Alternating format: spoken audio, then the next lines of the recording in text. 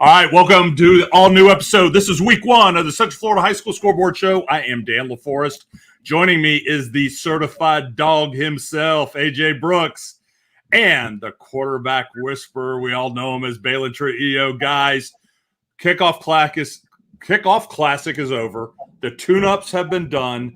Coaches know what they're dealing with. We're going into week one. It starts to count today, AJ. Yes, sir. This is the fun time of the season, the year for us. Week one, kickoff classic. They got a glorified scrimmage under their belt, and now everything counts moving forward. Guys, I don't care what anybody says. For some teams, week zero actually did mean something for this for the city. So I'm excited about this recap. We had some really good matchups last week. A rivalry game that I attended. A rivalry game that happens to now be the showdown in Orlando that we all were a part of. But yeah, man, I'm excited about week one. Now this counts, records count, and man, football is back, boys. Yeah, no doubt about it. We are live right now on Varsity Sports Nation. We also want a big shout out to Big Hits Live for the graphics and what they do across Central Florida, and also sponsored by the Influencer Council. Guys, we saw some great games. I think we should get right into it, but this is the only show that covers from Flagler all the way down through Osceola. We're going to have our new top 10 tonight, guys. We're going to have Dudes of the Week next week. We'll talk about that more later.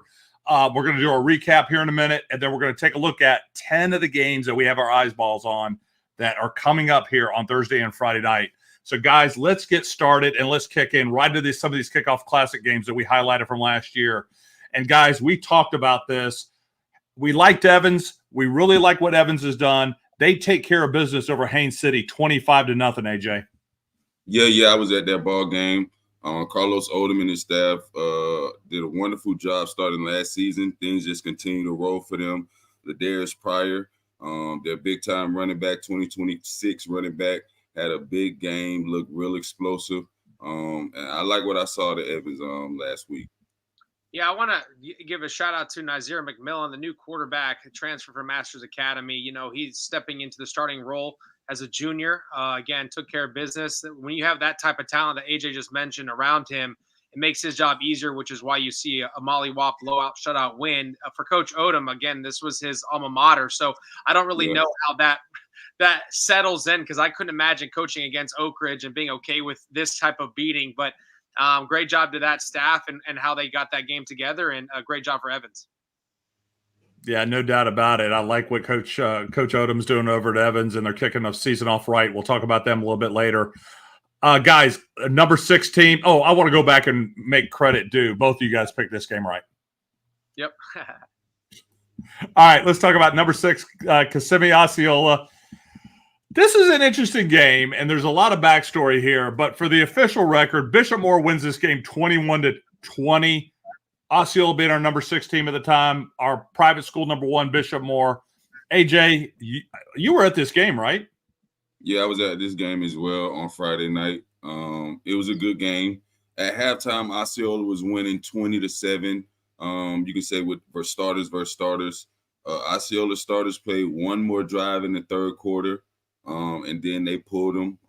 Just speaking with the coaching staff, honestly, EP told me straight up, I couldn't imagine someone like Chick going down in the kickoff classic. So for him, it just wasn't worth it for his starters to play the whole game. But I commend Bishop Moore, my alma mater, because they saw an opportunity and they seized it. You play a game to win. And when their JV came in and their twos came in, they put points on the board. And they won 14-0 theoretically, so they helped their ball club win the game. You know, Baylin, this is one – I just want to make a comment before we lead into this. This is why I tell a lot of people is don't read into the scores of spring games and kickoff classics, because you don't know the strategy of the coaches. In some situations, they're playing a real game. They want to test their both of their teams out. Some situations, like they said, they wanted to get JV guys in. They wanted to see what depth looked like. You never know what the strategy is, Baylin. Yeah, no doubt. I definitely agree with you, but we all know which games meant something and which ones didn't. This one was just, again, a private versus public game. This was more for Bishopmore to win than for Osceola to lose. And, they don't want to, like AJ said, you don't want to lose a guy like Swint. Bishopmore got that right early on. They lost 2 key players, and I believe the first quarter that got hurt. And it's unfortunate, and it's a part of the game that we play. It's violent, but that's, again, why, it's part of the risk and reward. And, Osceola's not going to put in their starters all the way through the fourth quarter. But Bishopmore now, according to, the stats or according to the scoreboard, they won the game. But we know what really happened here. Osceola is not losing to Bishopmore. Bjorn had a really good game. He threw a touchdown, kind of got in rhythm. I know AJ texted me during the game when they were losing. It was like, Bjorn's the real deal. So I know, again, Bjorn is a special talent, a Virginia commit, a kid that I've trained since he was young. I know what Bishopmore has in that arm of his. If they can catch the ball consistently, those guys are dangerous. But Osceola, I mean, they're elite this year. I believe their defense is obviously one of the best. If they contain Bishopmore to just 7 points at half, that's a pretty good stat line for the varsity team. So, again, Bishopmore wins 21-20, but their backup quarterbacks came in and each had a touchdown to obviously come with the comeback win. So it wasn't like, again, varsity versus varsity. But Bishopmore takes the win here, and great job to them going into the season. Baylin, I saw that Bishopmore has a backup quarterback that's 6'5", 220, and he's a junior, I believe, right? Yeah, he's Lassard. I believe he's a sophomore. He came out from Winter Park. He was at Winter Park in the spring, and I remember training him when he was younger, and he did not look like that. He was not heavy at all. He was a skinny, tall kid, played basketball, was trying out quarterback, and now he's gained some weight. He's about 6'6", 6'7", slinging the rock. Obviously, Winter Park is a loaded quarterback room, so he made the switch to Bishopmore. They have Blake McCullough as well. He's a freshman quarterback, someone that we're going to probably talk about later on in his career. He came in and threw technically the game winner. So they have a pretty loaded quarterback room now at Bishopmore, which is great for Coach Hedrick and their staff as they move into the spread offense. All right, guys. Apopka goes on the road, takes a tough loss at Tampa Bay Tech, and I tell you what, Tampa Bay Tech is loaded this year. AJ. I mean, I kind of saw this, the writing on the wall. Dallas Wilson and company, Lundy. They're just a loaded team. The environment also I knew was going to be tough for a young Apopka team to go into. Several incidents throughout the course of the game happened within the crowd, within the stands, that kind of threw the game off, so to speak. But Apopka 27-0 loss to Tampa Bay Tech on the road. It's something that we're not accustomed to seeing. I just don't know. But yeah, Tampa Bay Tech's loaded. Yeah. And I was about to say, I was listening to this game, guys, and on the radio, Roger Franklin Williams had it on the radio, and this was a tight game going into halftime. I mean, I think it was only 14-0 at the time, and you bring up Dallas Wilson. That guy is a legitimate 5-star wide receiver committed to Oregon. He is on his way. Baylin, I know you picked Apopka. Let's talk about this. Yeah, well, I don't want to discredit Apopka. They did score in this game. The final score was 35-7, I believe, in the third quarter when the bomb went off in the end zone. So I don't want to take away a touchdown from Apopka, but it was definitely hard-earned because Tampa Bay Tech definitely rolled on them early. I did talk to Tyson Davison after the game. He called me. He was kind of down on himself and, told me there were some opportunities that they missed out on. But, yeah, Tampa Bay Tech just was more physical up front in the trenches, and it definitely showed throughout the course, which is very rare when you're talking about a team like Apopka. But Tyson was getting beat up all night, and it's just unfortunate that, like I said, it stopped in the third quarter, so it probably could have been worse. But, I still think Apopka over time, they're the ones that you don't want to see week 6, week 7. But as of right now, they're going to have to figure themselves out and find that identity because, like we mentioned in our preview show, you can't rely on just one player to carry you like Tyson Davison. You're going to have to have a lot of pieces around him to actually execute so that they can start winning some meaningful ball games. Yeah, and I'm going to fire the graphics guy on this. Obviously, it's not a good look to have the wrong score on there, but we all get the idea. All right, let's talk about the big game we talked about across Central Florida. Edgewater goes on the road to London, and they take out NFL Academy 51-45, AJ. Yeah, it was a good game. Watched it on YouTube live on TV. I thought the Edgewater offense looked explosive. Carter Emmanuel played a great game, threw 3 touchdowns, ran 4 touchdowns as well. Tyson Carter had a crazy game at wide receiver. He's so consistent, fast, bigger body kid on the outside. But then Josh Perry, man, I think he had 234 yards rushing, 3 touchdowns, broke an 80-yard touchdown run. I love everything about Josh Perry. I was on, and I would be honest, and I'm be very critical. I was disappointed in the defense to see them give up 45 points. You can sit here and tell me it's the NFL Academy, this, that, and the third. But I know Coach Duke, and I know that he's not happy with his team giving up 45 points. So I think that's going to help. It's going to help them. I know they're going to get refocused, and I think Edgewater defense will be much better moving forward. Yeah, it's very rare that you see Edgewater give up 6+ touchdowns on a TV game, especially knowing Cameron Duke and how competitive he is. And I actually got to speak with him on Sunday. We had a great conversation on the phone. I talked to Carter Emmanuel right after the game as well. He called me and wanted to know if I watched the game live. Of course I did. And I'm very proud of how Carter, stepped in the new starting role at Edgewater with the new pieces around him. Dude, I'm telling you, Josh Perry, he's starting to become one of my favorite running backs in this area. He is explosive. I never got to see him play last year. I know he was a big reason why Lake Nona almost upsetted Dr. Phillips, but I didn't realize he was like that. He is a game-changing back that I'm telling you, I saw a little bit of CJ Baxter in the way he was moving, and I'm like, whoa, that is some elite stuff here. And imagine him at Lake Nona, which is crazy. So I'm glad, he's at Edgewater, and Coach Cameron Duke, I know, is excited about him. But with the addition of Carter Emmanuel, I think, that is massive with those two guys. And then you have the Lyman kid. He's a running back. He actually did some things. Yeah, Juju Prime, or he looked pretty good. I mean, I'm floored with that offense. Now, AJ, going back to your defensive point, I mean, of the 45 points, I would say about 35 of them came from 1 or 2 play home run hits. We're talking deep balls, getting mossed at midfield, running back taking a screen to the house, running back number 0 sideline. That kid was credit. But, I mean, there were just one-play massive big chunk plays, which we know is not going to happen later on down the road. So I know when they watch this film, they're going to clean that stuff up. It should have been 51 to maybe 7 because the first touchdown they scored was a hard-nosed running right up the middle, number 0, and he gashed them. But, man, I'm telling you, I'm excited about this Edgewater team. But 45 points, I don't care if they're playing 19-year-olds across the bay. I'm shocked. But at the end of the day, Duke got the win. He came back here in the long plane ride with the win going into the season. And again, that just adds on to his streak of wins in the regular season. And he's probably going to add it up to this week as well. And we just see them win. That's all they do. Yep. Yeah, guys, I'll tell you what was impressive for me. First of all, and I could be wrong, but I heard this is the first time a public school from the United States has gone abroad, number 1. Number 2, give credit to Coach Duke and his coaching staff to take 50-some kids out of the country.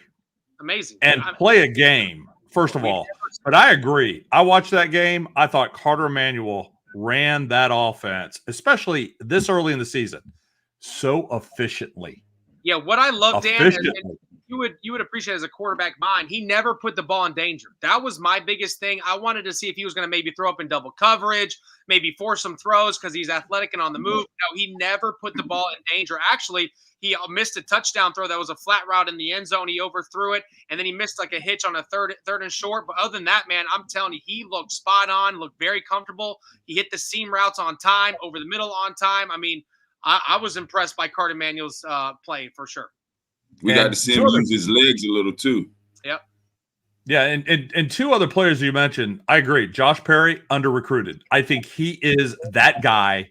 And college coaches are watching. They need to take a little bit more notice because what I saw that young man do and what I've seen him do in scrimmages and everything else. And then Tyson Carter, I saw him during the 7-on-7, and he looks the part. And that is one guy I was looking at going, he's going to play a significant role in this offense. You have Samaj Fleming and so many others. I really like what Edgewater's putting together, but this is a big win to go on, to go to London, man. What an experience for these guys.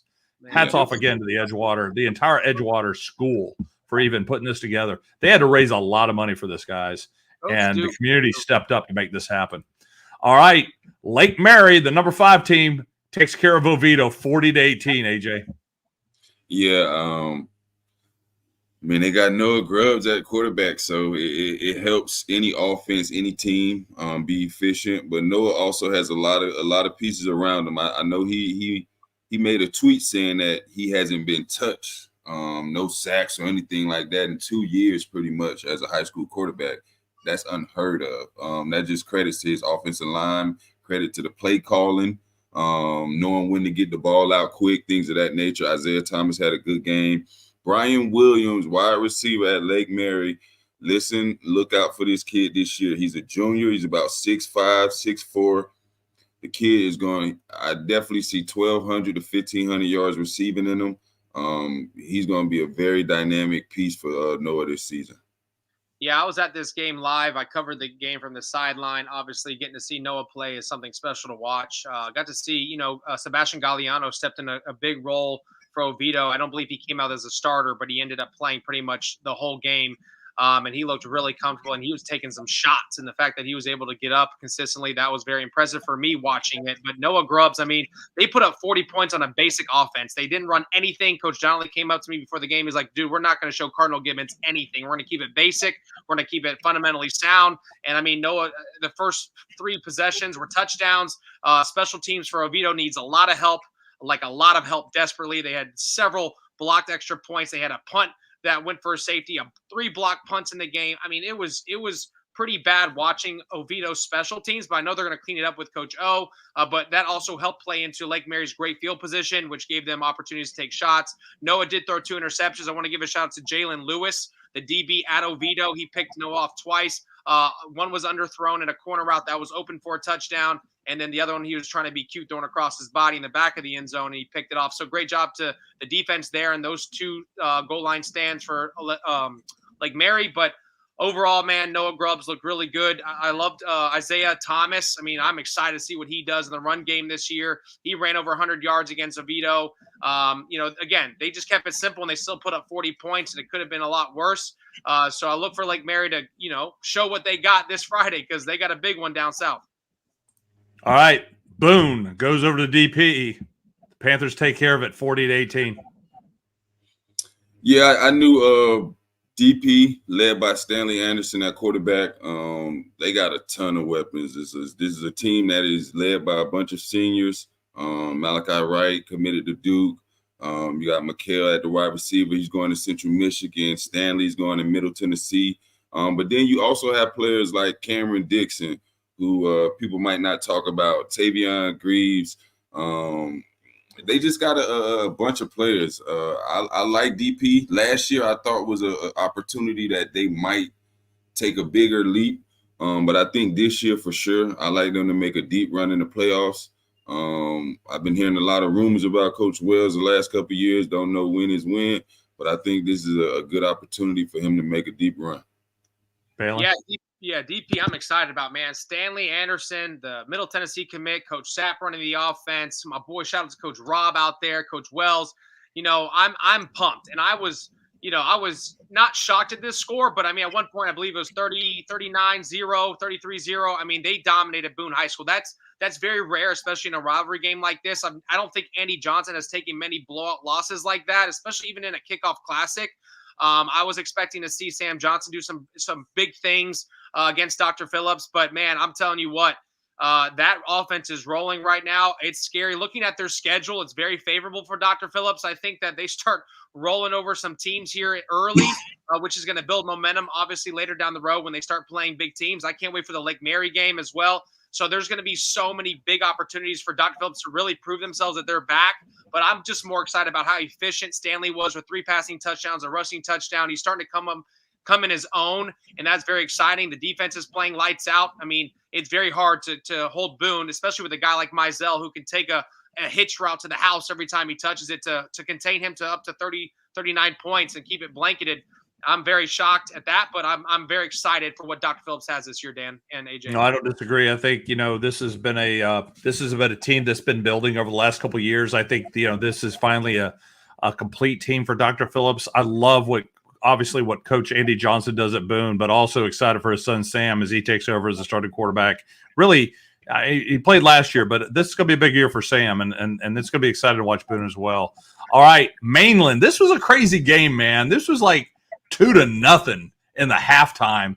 But Mainland takes care of business at O'Galley 11-3, AJ. Yeah, this is a crazy game. I was looking at the score, and at one point it was 2-0. Then I saw 2-3. Then I saw 4-3, and I'm thinking, what sport is this? Is this baseball? It was a great baseball game. It really was. But then Mainland gets a touchdown at the end to seal it. I thought that I still think both teams have top tier defenses. I think EG offense is a little better than Mainland. Why they were only able to produce 3 points, no scores on offense, I'm not sure besides a field goal. But Mainland showed that their championship pedigree. They won a state championship last year, returning a lot of young players. They have a lot to prove because they did have a lot of senior leadership last year that walked out of the building and will be playing college football this year. But the young players that they do have on that team, they stepped up and they won a tough ball game. Baylin? Yeah, I mean, there's really not much to say about this. I would, if you're a defensive guy, you're probably loving this game. I would probably walked out at halftime and just texted somebody to say, give me the score update, because I mean, as much as I want Joseph Allen to light it up this year, and obviously Cole Walker, that's a big addition to Mainland at quarterback. I'm looking to score points. I want to see a shootout. So, I believe AJ is spot on with his assessment of this. I believe UGalley is going to figure out who they are and start to get things rolling offensively. I do believe that they have the pieces to be special this season. So I'm not going to, count this out by any means because of this loss. Mainland, I still believe they gave every good shot and effort to win this game, and they did just that. But they're going to need that exact same type of effort if they want to win this week, because they got Malachi and company coming in, Mr. Walters at quarterback. Yeah. That's going to be a tough task. So we'll see how Mainland responds. If they win that game, boy, they can easily get back into our top 10. But I think they got a little bit more to prove as far as our end to make sure they solidify themselves as one of the powerhouses continuing into this year after last year's state championship run. And here's my prediction, guys. I think we're going to be talking about both of these programs by the second half of the season. All right, Lyman takes care of business going into Mount Dora, 14-7. AJ. 21. Yeah, man. 21-7. 21-7 late score. But I think Lyman would have just 1 or 2 mini dogs for Mount Dora. I like Lyman's program. Coach Jones been doing a good job since he's been there. I think Lyman, I'm not sure how successful they'll be throughout the season. I didn't look at the schedule, but I knew that they would be victorious last week for sure. Yeah, Braylon Sanchez. Shout out to my boy, the quarterback. He's under the radar in the 26th class. I love him, man. We've been working hard this offseason together. I've definitely changed his game and the way he approaches it mentally, physically, obviously on the field. But, man, he had a really good game. He threw over 315 yards in this game, 2 touchdowns. He actually had 2 drop touchdowns, so he could have thrown for 4 in this matchup. Obviously, Mount Dora, I don't know much about them. I know they have one of the best running backs that transferred there over the offseason. But Lyman definitely contained him all night. Braylon Sanchez had a big game. Sev Kroom scored. There's so many great pieces offensively for Lyman that I'm excited about to see how they progress over the year. Shout out to Jermel Jones as well. But, man, I'm more excited about what's going to happen with Braylon Sanchez as he lights it up this year and hopefully start earning some offers that he deserves. Yeah, no doubt about it. I love what Coach Hutch has done the last couple of years at Mount Dora. That's definitely a program that continues to build. All right, Lake Nona takes care of business, 17-15 over South Lake. Oh yeah, Lake Nona. Michael Dove at quarterback, Navy commit. I like everything about the kid. He's a 10-6, 10-7, 100-meter yard dash kid. But they also have some young pieces at Lake Nona that I like. Cole Emmanuel, that's Carter's Emmanuel's younger brother, plays wide receiver in the slot. He is so quick. And then you also have one of his good friends, Lil Charles Woodson, out there playing safety. And Charles Woodson has also helped coaching with Lake Nona this year. So Lake Nona has some pieces. They got some players. They lost a ton of players. And if those players were still at Lake Nona, we'll be talking differently about this ball club.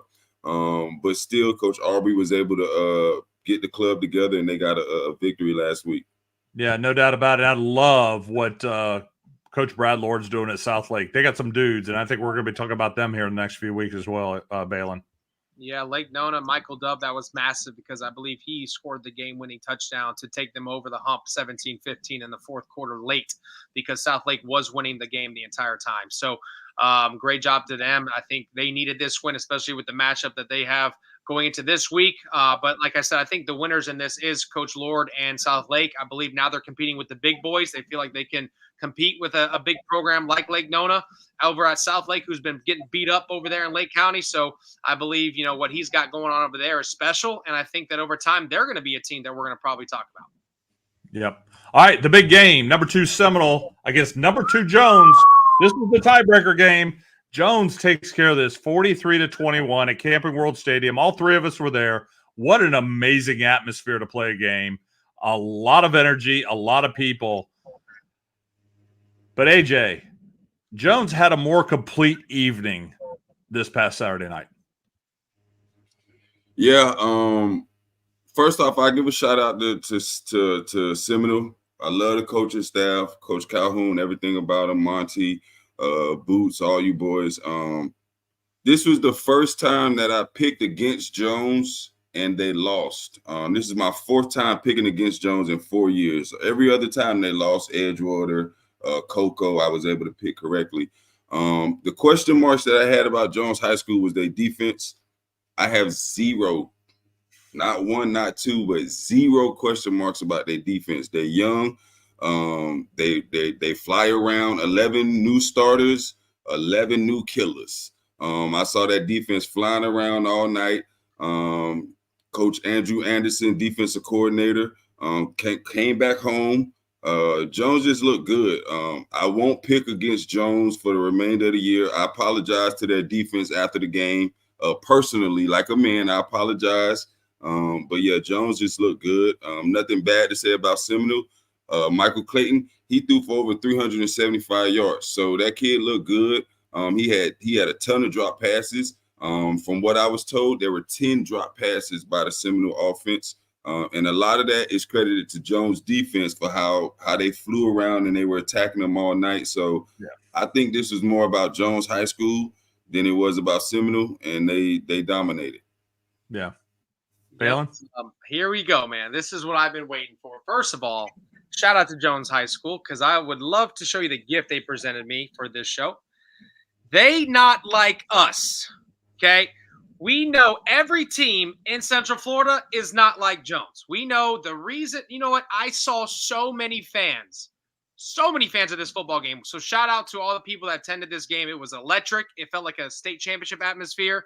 But what saddens me is there's about 50 to 40% of those fans that sat on Jones' sideline wishing Jones would lose. That includes coaches in this area. That includes people in this area. And it's sad because it's like it's almost like a weird energy, especially when I'm very observant and I see how it goes. And it's almost like they're just sitting there. And then all of a sudden, when they know Jones has completely whipped another Central Florida team, they're all like, oh, Jones is this, Jones is that. But before the game, they're all like, we'll see, whatever, coaching, they win with transfer, blah, blah, all the nonsense. Okay. Seminole. What I was more curious to see is how they responded on social media, because they're the biggest trash talkers in Central Florida. They love to put me on blast when I make my predictions wrong, but I didn't see one little thing out there. I saw crickets. I didn't hear no coach. I'm going to say, hey, this is my shot. I don't care. They didn't say nothing on social media. They were so silent. I can hear my own self breathing, looking at Twitter, wondering when the next thing's going to come out, because it was like, what is there to say? What you supposed to say? You lose 21-43. What are you going to say? Exactly. There is nothing to say, because they were all like, "Oh, it's for the city. Oh, we're going to put a statement here." We heard the video. We saw the video, and yeah, there was a statement made, and it was from Jones High School. And I'll tell you one thing, AJ. Do you believe in Darion Coleman now? Because don't do that. Hey, man. Hey, don't do that. I never ever questioned Jones. Ever questioned DC, so don't do that. I believed in 4, I believed in 2, I believed in 1, I believed in the offense. Yeah. My question marks was the defense. I'm messing with you, man. I'm messing with you. Man. Hey, Darion Coleman, the Miami commit, put on a show in front of Devin Hester, Edrin James, multiple Miami commits, including myself. And I'm telling you what, man, it was fun to watch Jones light it up offensively. I mean, that was probably one of the coolest hugs I gave Coach Williams after the game, because I know this was a lot for the city, and I know this was a statement game especially with the Jones schedule they have, people are scared to play them. I mean, point blank period. I was looking forward to a Coco match in week 1, and according to some sources that I know, they didn't want to play Jones. So, I mean, they have a tough schedule as it is. I mean, I see why, but I mean, now Seminole kind of has a cupcake schedule until they play like teams like Lake Mary, but both these programs are respected in this city. They don't want to play these guys. There's a reason. They're the standard. But I believe Jones High School, now people have to give them a respect. There is great coaching over there. Coach Anderson, Coach Billy Daniels, obviously Coach Elijah Williams, Coach Everett. Shout out to Coach Everett. I mean, there's so many great people. Coach Robbins, so there's such a complete unit. And watching Vernell Brown, Larry Miles, who's a difference maker, obviously Darion Coleman, the offensive line that they have, again, Darion was taking some shots out there, but that's how special he is and how he was able to deliver the ball. I was impressed all around, Dan and AJ. I mean, I can go on for days, but at the end of the day, there's no one like Jones High School right now. All right, so this is what I saw. Real quick, Dan, and I'm going to give it to you. Real quick. Let me just give a shout-out to these guys. Courtney Patterson, Dimitri Pryor, who's a freshman. He had an interception, 2 interceptions, and ran one back for a touchdown. And then I believe the other kid, his name is Reggie, if I'm not mistaken, number 21. But yeah, I just wanted to give those guys a shout out because they played a great game. I want to shout Reggie out Harris. And hey, let's not forget David Parks.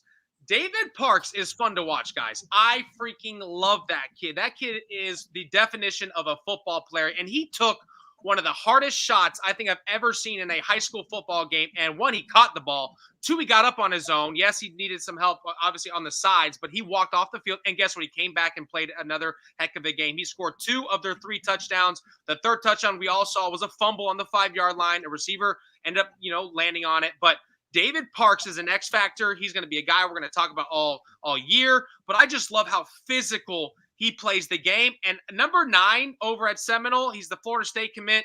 Ethan Pritchard. Ethan Pritchard. I love watching him play football. He is all as advertised, in my opinion. All right, Dan, what'd you see? Dan, what'd you see? All right, this is what I saw. I mean, obviously, we're talking about this like it's the state championship. It's kickoff classic. No doubt, 2 teams that went at it. This was no JV. This was we're putting our best guys on the field. Now, with that being said, Seminole is in really good shape. Michael Clayton had 3 interceptions. 2 of them were not his fault. He played lights out. He did a wonderful job. I think, again, we saw a lot of great talent. I want to give a shout out to David Coleman, the sophomore defensive back. That kid's a sophomore, and he matched up very well all night long. David Parks, no question. As far as I'm concerned, he's player of the year.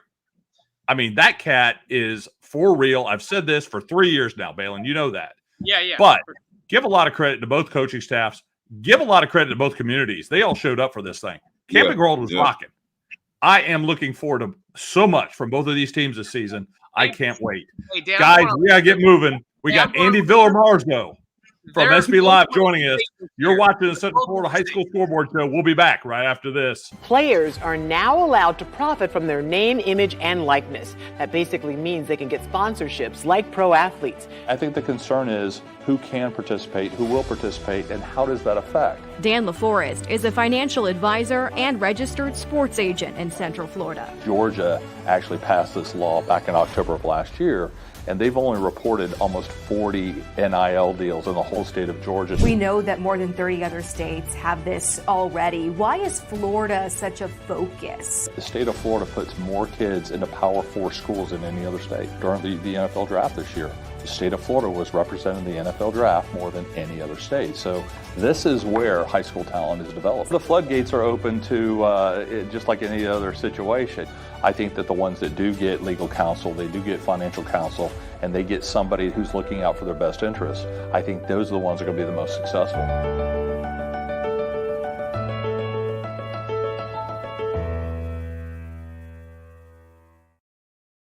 All right, welcome back to the Central Florida High School Scoreboard Show. I'm Dan LaForest. That is AJ Brooks and Baylin Trujillo, and welcome our guy, Andy Villamarzo from SBLive. Andy, man, it's good to kick off the season with you, man.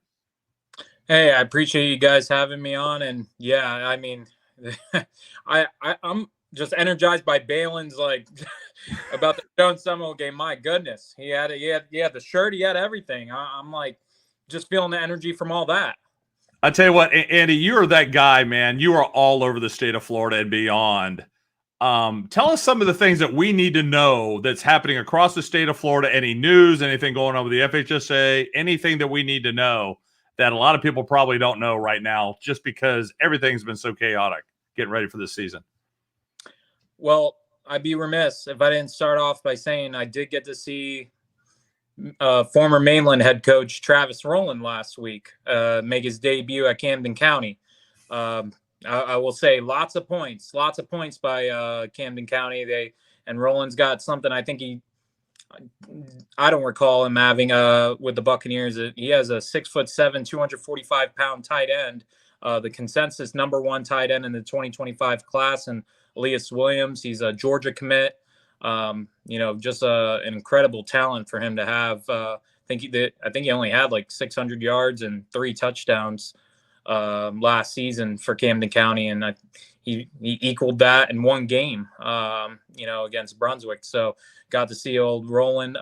But I mean, what's standing out to me, just looking at heading into week 1 here, I mean, kind of like how does Seminole respond from that Jones game? But I mean, they're going to be playing a Tampa Robinson team that's been kind of decimated from transfers. So I don't feel like Coach Calhoun will have a difficulty kind of bouncing the guys back from that game. Obviously, and something I wrote 50 observations from the kickoff classics, and my #1, and love to hear AJ and Baylin's kind of thoughts on it. There may be some people out there who are like, I don't really agree with that, but I think coaches are playing more to win, these preseason games than to have a bad showing and kind of play it more like a NFL field type of preseason game. Like, they're not trying to get a look at every single dude they got on their roster. To them, they got to have a good showing in that preseason kickoff classic, because if you look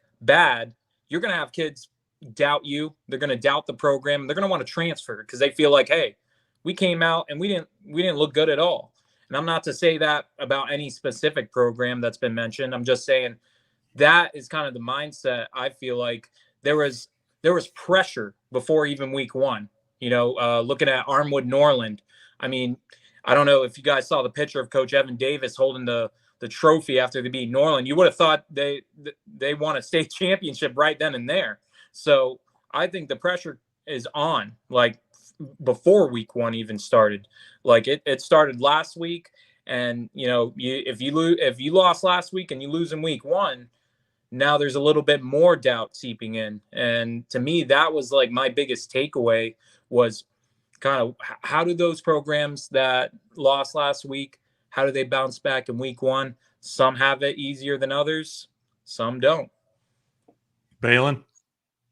No, I definitely agree. Like I said, that's why I think that the kickoff classic games are a little bit weighed heavier than a spring game where you are trying to figure out the talent that you have on your roster. So I believe for matchups like Norland, Armwood, Jones, Seminole, Lake Mary, Oviedo, like, you're starting to see teams figure out who they are, and try to win those games because they mean something going into the season. And which is what I like. I'm gonna be honest with you. But then again, like AJ's point earlier, you are risking your best talent, getting hurt in meaningless games. But to these coaches, they aren't meaningless because they do want to win going into the season. So it's like it's hit or miss. It's one of those risk rewards, or it's hard to explain. But I do believe your take on that, because I do think that coaches want to win, especially in those kickoff classes where they're willing to take those big risks and play bigger opponents, knowing that they don't matter at the end of the day. So they're willing to go to a Norland like Armwood and say, hey, we're going to play you, but at the end of the day, this doesn't count. But if we beat you, it's going to give our team so much momentum going into the season that now we're excited, just like a Seminole and Jones, right? So I believe those are the more of those scenarios, willing to take bigger chances against bigger teams, because, again, Bishop Moore's riding the cocktail of that kickoff class against Osceola. They benched their starters and they win 21-20. Now they're going to the season like, we beat Osceola, so a lot of those coaches want to win those games for those reasons. AJ? No, I think they all teams, obviously you play the game to win going in, but I think case by case, specifically a team like Osceola, who was decimated by injuries all last season. EP saw what he needed to see, up 20-7 at halftime. He saw enough. Now, if his team was down 20-7 at halftime, would he have made that same move? Maybe not, because you don't, like you say, Andy, you don't want to have that bad momentum going into the regular season. But I do think that, you see big time matchups like Jones and Seminole, Norland and Armwood. Those are regular season games. I don't care what no one tells you. They're playing those games to win. So yeah, I do agree with what you're saying. And I'll point out this real quick. Talked with our buddy John Santucci, USA Today, and he pointed out St. Thomas Aquinas, not a usual suspect to play in the preseason. They usually bypass that to get to week 1. They went ahead and played a game. They went over to Bishop Verreau.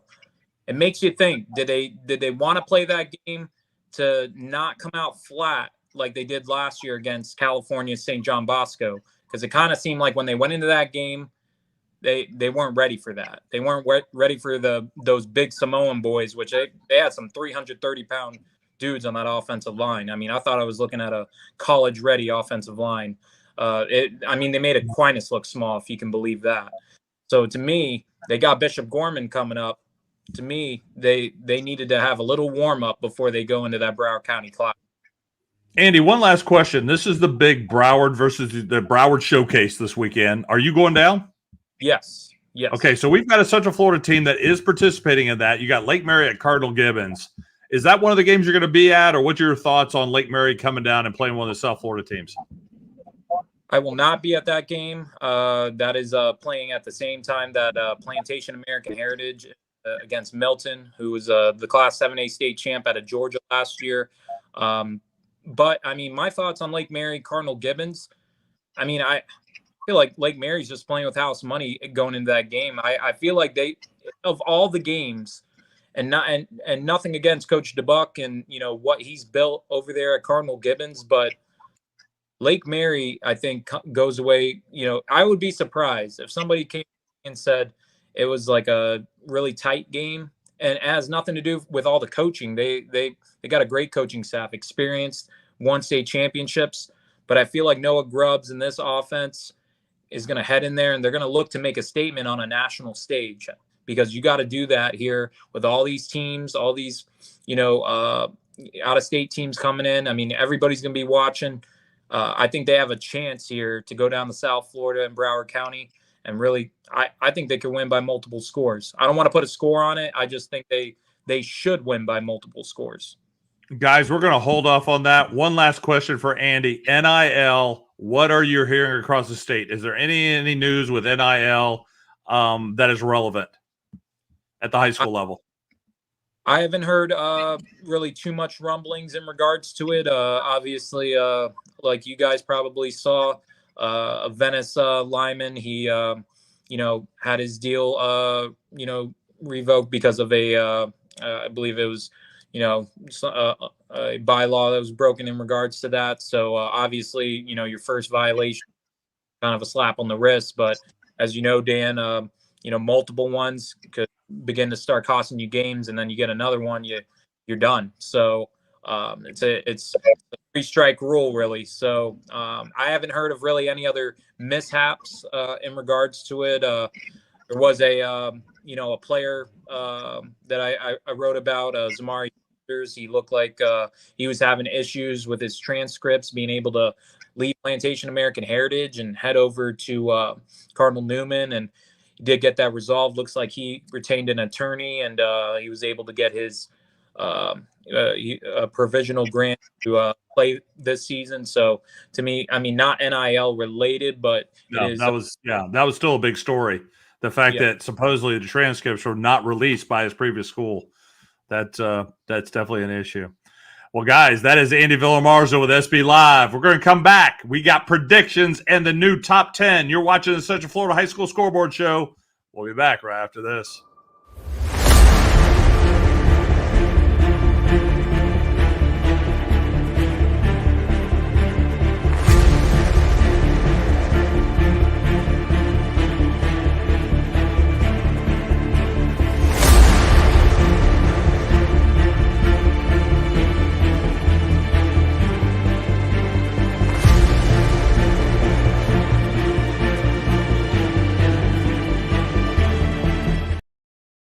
All right, welcome back to the Central Florida High School Scoreboard Show. I'm Dan LaForest. That is AJ Brooks and Baylin Trujillo. Guys, here's the new top 10. We're not going to spend all the time we did last week, but let's start off. Number 10, we slide in Winter Park. They got a big game this week we'll talk about here in a few.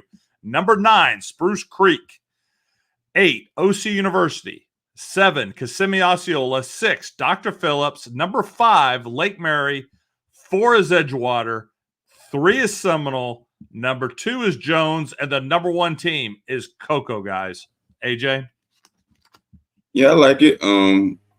Couple picks on here I would have liked to see switched around or substituted. But all in all, I think it's a good top 10. I think it'll definitely change after week 1. We'll have some winners and losers. But, yeah, look, it's a solid top 10. Baylin? You muted. Oh, sorry. Can't hear you. I think I expended Hollywood Trujillo over here, man. Yeah, I think I spent all my energy on that Jones Seminole take. But no, I believe Winter Park is rightfully so in the top 10.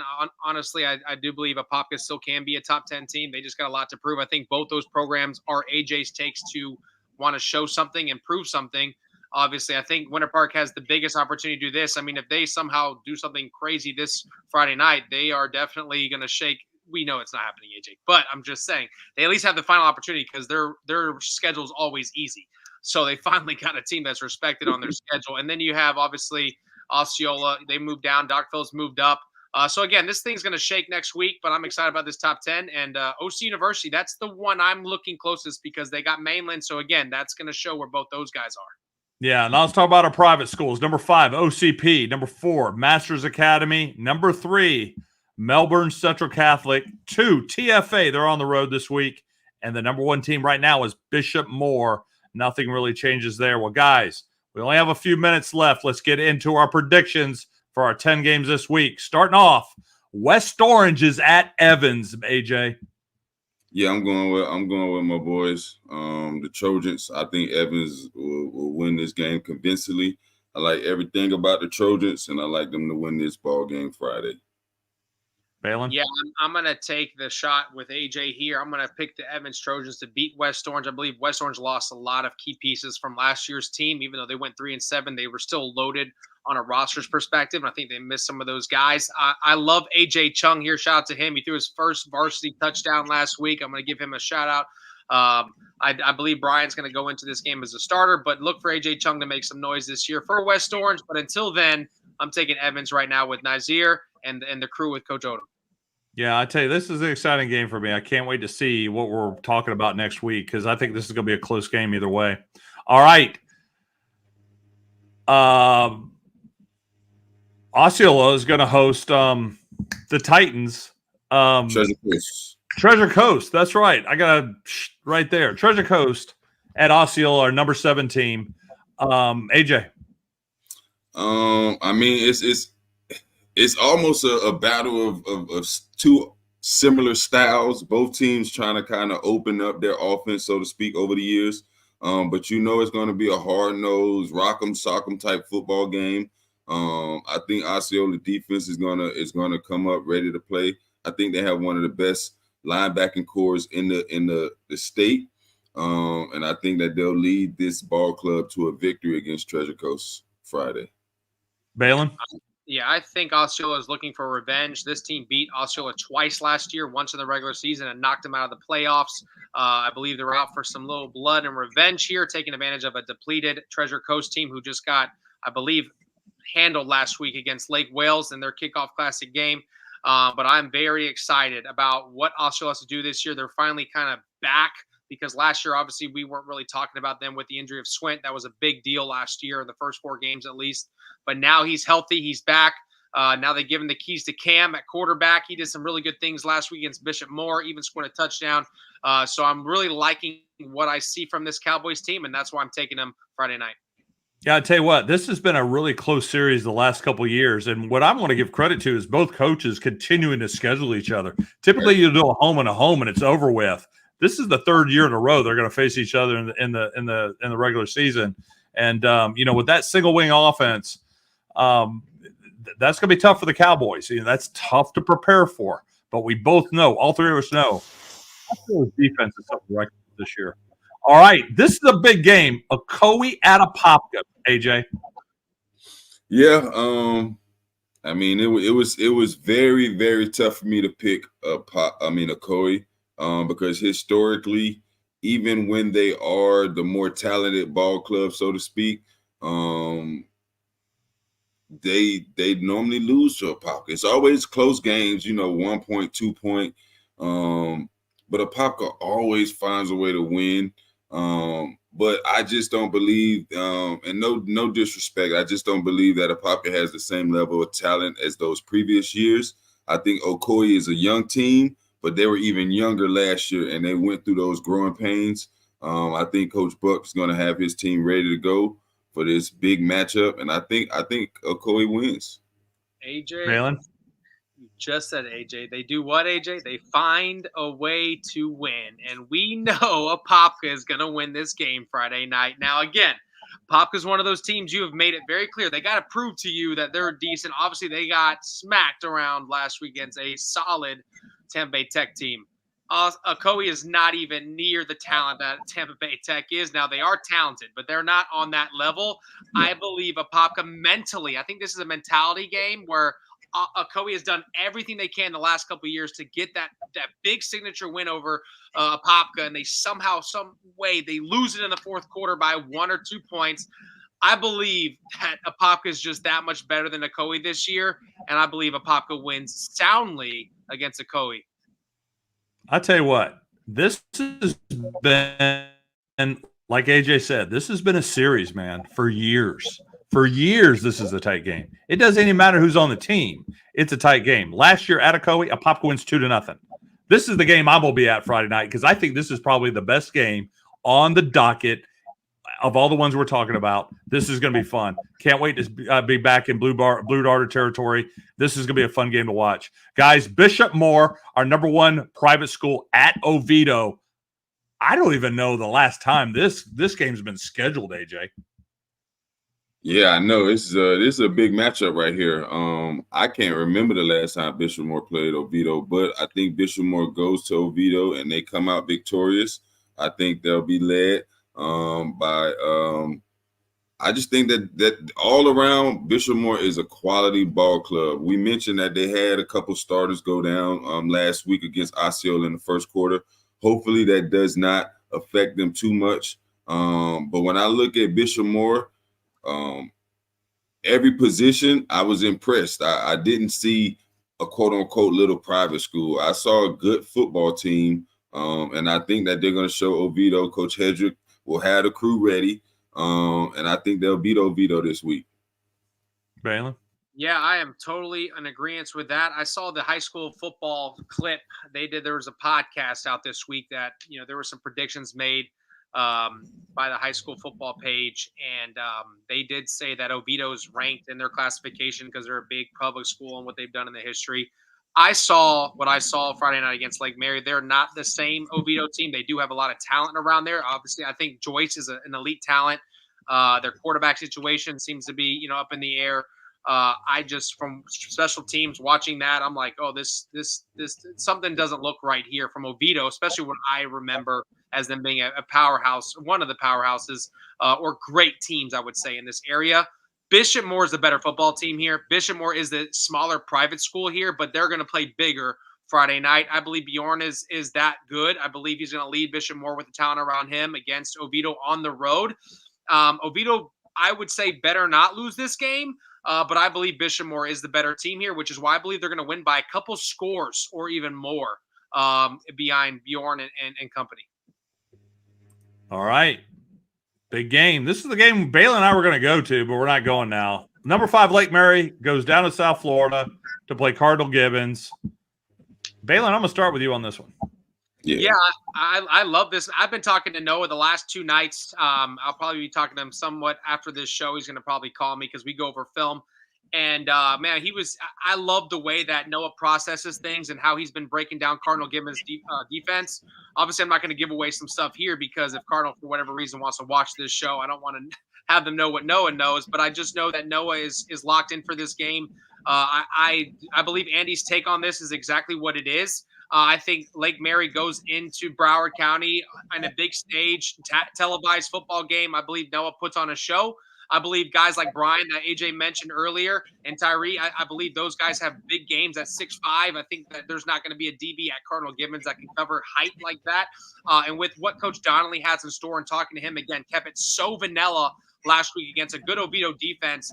I mean, they freaking shredded them with 40 points. So I think Noah and company rolls. I believe that Noah's not going to make some mistakes here. I believe he's going to have a pretty flawless game here. And I believe we're going to see 50, maybe 40, 50 points in this game. What do you think, AJ?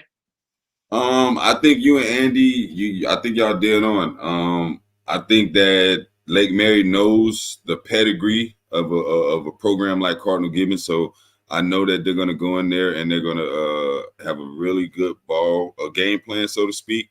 Noah is Noah. We know what we're going to get out of him, but he has a lot of key pieces around him. Luke Prieto at linebacker. You got TJ Clayton at safety, Eli Stryker at linebacker, Tanner Jump at defensive end. This is a quality ball club, and it just helps to have one of the top quarterbacks in the country. But the team itself, I love everything about Lake Mary, and I think they go down there and win by a couple scores. Yep. So I know a few people down in South Florida, and this is kind of how I see this game. Baylin, you guys remember when Lake Mary played Mandarin the first time? Yeah, they beat them with the run game. How'd they beat them? The run game with Isaiah Thomas, 3 rushes. They are going to run the ball against Cardinal Gibbons, and that's how Lake Mary is going to dominate that game. Love it. Lake Nona, Coach Aubrey goes home at Dr. Phillips, number 6. AJ? Yep, it's gonna be a homecoming for him, all right. I like everything about DP. I think DP wins by a couple scores. I just think the talent gap is just a little too large. Dr. Phillips they've had their experiences in the past few years, and I think that they've grown from those experiences. And I think, like I said, this is a year that they're going to take a big step, leading with a victory over Lake Nona this week. Guys, I love Coach Aubrey. Listen to me clearly, because I know Coach Aubrey's going to watch this. Coach Aubrey, I love you. I love Michael Dove. I love your football team. I even love Cole. They are awesome, genuine kids. Coach Aubrey, you are my guy. But there is almost 0% chance that Lake Nona goes to Dr. Phillips and walks away with even 14 to 20 points. I mean, this game is – I would say this. Coach Sapp and Coach Wells are very close with Coach Aubrey, just like myself. We all go out to dinner at times. We go to Adega. Shout out to Adega. Hopefully you sponsor this show. It's a Brazilian steakhouse on OBT. We love that place. We're always there. Okay. We go, we hang out, we have a good time. I talked to Sapp on Monday morning on the way to school, and I said, Sapp, you guys are best friends. So the only way that this game is close is because you have decided to call the dogs off because you love Coach Aubrey that much, which I know he does. But I think Dr. Phillips, not only AJ, do they win by a couple of scores, I believe it's similar to what we saw in the Boone game. I believe it's going to be 45, maybe 14 at Dr. Phillips.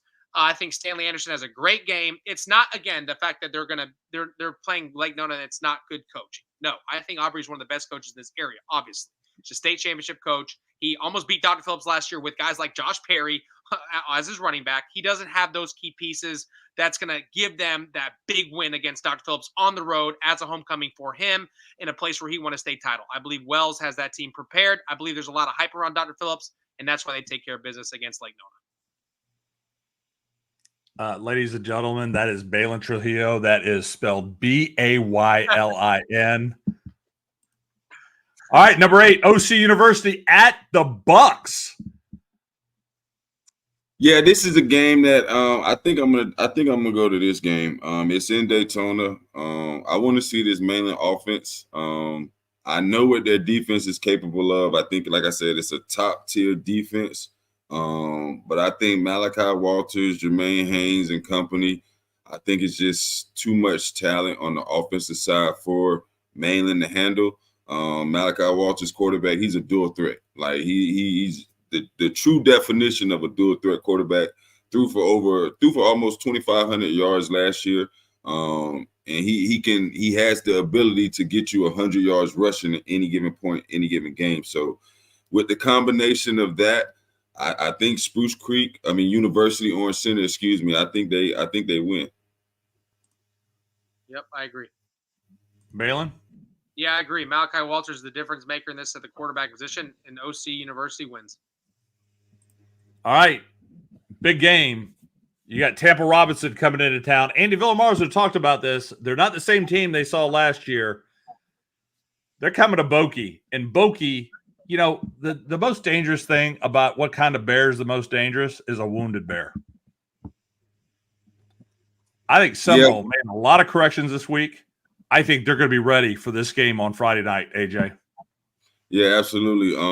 It doesn't help that Robinson lost a ton of transfers, new coach. But Seminole was embarrassed this weekend. And I think that this week in practice, they're going to be refocused. People knew what they did, the shortcomings. Coaches are well aware, and I think they'll clean it up. I think they'll beat Tampa Robinson by a couple scores. And I definitely like Seminole to bounce back. Michael Clayton, Xavier Tucker, Rodney Grant, the whole crew on offense, I think they'll bounce back, and I like Seminole to win. Baylin? And this is going to be the mollywop game of the week. This is going to get ugly. I believe Seminole, I'm going to stay this on record, Seminole's going to win state. At least I think they're competing for state. Let's not get that twisted with the whole Jones take. Seminole High School is still the real deal, which is why they never really moved in our rankings. They're right at number 3 because there's not an area team that I believe can beat them other than the 2 people in front of them. But I'll tell you what, Seminole is not going to win a couple of scores. It's going to be probably 50-0. I don't even think Tampa Robinson scores on Seminole. I really think that what AJ said is correct. They're going to go watch film. They're going to get it together, and they're going to come out. I would hate to play Seminole. I would hate to play them, honestly. Yep, I totally agree. I think Michael Clayton has a huge game this Friday night, and everybody around him, David Parks, Anthony Gay. I think the ball's going to get spread around a lot, and it's going to be fun to watch when we talk about this next week. All right, Titusville, big season last year, but they go into Cocoa, the number 1 team. AJ? Yeah, Titusville had a good season last year. I think what were they, 10-2, 9? So they had a real good season. But everybody know who's the top dog in Brevard County, and I just don't see enough talent on the Titusville roster to compete with this team in Cocoa. And the crazy thing about this Cocoa team is they're young too. It's a lot of sophomores and juniors if you look at their roster. Back-to-back defending state champions, going for a 3-peat this year. I don't see Titusville being able to stop them at all. So I like Cocoa big. Baylin? I really wish that this logo that I'm seeing right now would have been a tiger, and we would have got a rematch with Jones and Cocoa to see who really is the best in this area. I think that would have been great. Not overlooking Titusville, but they have no chance in this football game. Cocoa blows them out. Brady Hart throws another 5 first-half touchdowns. It's an early night for them. It's really hard to even – I mean, it's like we expect this now. They should do another 60, 70 points, call it a night, and then we're looking forward to when they start to play those big boys coming up here soon because Cocoa don't run from nobody. But I really do wish this week 1 matchup was Cocoa and Jones. All right, our game of the week, Winter Park. It's been a long time since we've seen this matchup. Winter Park heads downtown to play Jones, AJ. After this week, Winter Park ain't gonna be trying to go back downtown. I like Jones to beat Winter Park by at least 21 points. At least 21 points. I just think that, I mean, Baylin, I know you high on Winter Park. You got them at 10 personally. I think they're a talented ball club, but you're looking at it's levels to this, and they're just not on the same level. Respect to the coaching at Winter Park. But I think Coach Elijah will have his ball club ready to go. And I like Jones to win big convincingly. I don't see the Winter Park defense stopping Darion and Burnell and Larry and Waukee and Jaquil. It's just so many of them. I don't see Winter Park having a chance at all. Yeah, no, I agree with you. I like Winter Park because I've gotten to build relationships with obviously Grant Connor, who I train, and then he brought out some receivers. Pouncey was one of them. Atkins is another one. Like, he brought out some people that I really started to like, and I've seen the talent that they have, and there's a lot of hype around that program as well. So I do believe they're one of the best teams in this area. And as far as the top 10, which is why I had them at 10. But as you know, they're like you said, there's levels to this. And Jones, like as much as we talk about Robinson playing Seminole, a wounded bear, imagine what Jones is feeling right now after what they just did. This train ain't stopping. Darion Coleman is going to throw 5 to 6 touchdowns Friday night. Vernell Brown's going to look like he's flawless. Then you got Larry Miles. All year. And we all throwing up the U's. You even saw me in a clip throwing up the U as they're throwing. I mean, it is the college showdown at Jones High School. I mean, all those guys are going to go play elite level, high talented college programs, right? So Jones High School, in my opinion, other than Cocoa, is arguably in Central Florida because Cocoa is right on the outside of it, is the best team in this area, and they're going to blow out everybody on the roster. And it just starts our schedule. It starts with Winter Park on Friday night. It's not close. All right, you've heard it. There's the predictions. Guys, we're going to wrap up this show. I'm going to tell you, I'm excited about kickoff. I'm always excited about week 1. Everybody's 0-0. Everybody has the same goal. Everybody's worked hard. Everybody has done all the same things. Now it's time to produce. But I'm going to tell you what I'm really excited about next week, because we have our dudes of the week. And who's going to be a dude? And that's what we got to find out. That's the way this thing plays out. We're going to be keeping our eyeballs on who has the big games and who becomes the dudes of the week, because we got some special things for them. Dan, AJ, final thoughts. Dan, I want to say that. I love my favorite part about this show is giving credit to where credit's due, which is why I'm going to bring up Jack Riley from Windermere. He threw 2 touchdowns and ran a touchdown last week in their blowout win, 35-0 over Gateway. Coach Ricky Smith, I'm telling you, he doesn't want me to say this, but I know with this little independent league, they're the best team in that league. And I'm very excited to see what Ricky Smith does with that football team throughout this year. They have Harmony this week, which is a good test. But look for Jack Riley and company to make noise, and we start talking about some of these teams that are in this independent, so we say. I'm telling you right now, Windermere is going to be special this year. AJ? Yeah, man, I just can't wait. Week 1, it officially starts this week when it really, really counts.